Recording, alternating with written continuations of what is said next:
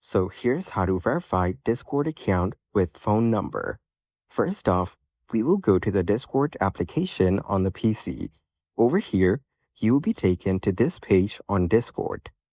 Now, click on the settings icon at the bottom left corner. In your account page, click on Add beside phone number. Over here, enter your phone number and then click Send. You will then receive a text message with a verification code. Enter the 6-digit code over here to verify your number. Now, you need to enter your password to confirm changes. After putting in your password, you need to tap on Confirm.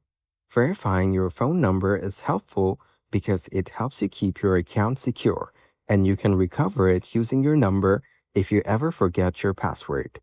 Following these steps, you can easily verify Discord account with phone number.